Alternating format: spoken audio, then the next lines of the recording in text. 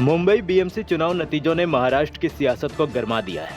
227 सीटों में बीजेपी ने 89 और एकनाथ शिंदे शिवसेना ने 29 सीटें जीतकर महायुति को बहुमत यानी 118 दिला दिया है। वहीं उद्धव ठाकरे के शिवसेना यूबीटी को 65, कांग्रेस 24, मनसे को 6 सीटें मिली है। अगर एकनाथ शिंदे बीजेपी को छोड़कर यूबीटी के साथ हाथ मिलाते हैं तो इनके पास भी बहुमत का आंकड़ा पूरा हो जाएगा। लेकिन असली खेल मेयर कुर्सी का है।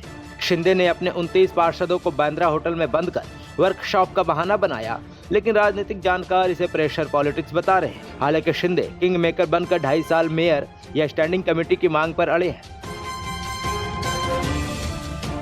समीकरण की बात करें तो शिवसेना के दोनों गुट यानी यूबीटी 65 और शिंदे 29 मिलाकर 94 हो जाते हैं। अगर ये दोनों एकजुट हुए तो बीजेपी के 89 से काफी आगे निकल जाएंगे। इस मामले में उद्धव ने तंज कसा है कि पार्षदों को होटल में कैद कर लेते हैं। लगता है 2.5 साल का फॉर्मूला चलेगा। 2.5 साल में उनमें जो आए हैं, अगर पहले 2.5 साल महापौर बनेगा क्या कि फिर और किसी उनकी पार्टी तोड़कर ये महापौर, जैसे मेरी पार्टी तोड़कर मेरा ही मुख्यमंत्री बनाया था, वैसे उनकी पार्टी तोड़कर वो महापौर बनाएंगे क्या? वो देखने जैसी चीज। अभी इंटरेस्टिंग होगी ये बात। मुझे लगता है कि उनकी पार्टी तोड़कर वो महापौर बनाएंगे।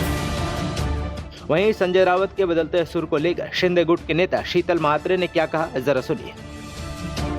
लेकिन आज वो शिंदे जी बोल रहे हैं तो मुझे लगता है कि संजय राउत ये सोचते कुछ है, बोलते कुछ है और उनकी मन में कुछ और होता है, तो उनको ज्यादा ध्यान देने की जरूरत है। लेकिन इस प्रकार से अचानक से उनके भाषण तो मुझे लगता है आप उनको ही, जब भी उनका सुबह सुबह जो उनका भोंगा शुरू हो जाता है, बड़बड़ शुरू हो जाते हैं, तभी ये चीज आप उनको ही पूछना चाहिए कि ये बदलाव क्यों है। चल, हमने एक और सवाल जानना चाहेंगे। जिस प्रकार से संजय राउत कह रहे हैं कि अगर मुंबई बीएमसी में बीजेपी का महापौर बनता है, वो दिन देश के लिए और मुंबई के लिए सबसे वो दिन काला दिन रहेगा। काला दिवस बता रहे मैम इस प्रकार से। संजय राउत जी ये जो पार्टी के साथ जुड़ गए हैं वो पार्टी को उन्होंने खत्म किया है।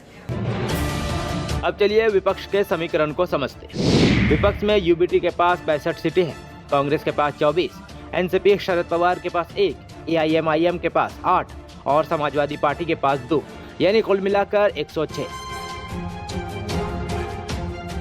ऐसे में बहुमत से अब भी 8 सीटें कम है। उम्मीद ये लगाई जा रही है कि शिंदे अगर बीजेपी से अलग हुए तो विपक्ष उन्हें बाहर से समर्थन दे सकता है।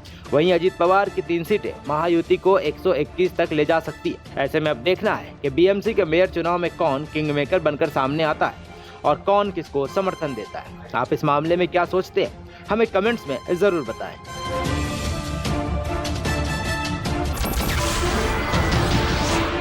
नमस्कार, मैं हूं मानक गुप्ता। अगर आपको हमारा ये वीडियो पसंद आया हो तो इसे लाइक और शेयर जरूर करें और हाँ, हमें सब्सक्राइब और फॉलो करना ना भूलें ताकि आप देश और दुनिया की कोई खबर मिस ना करें।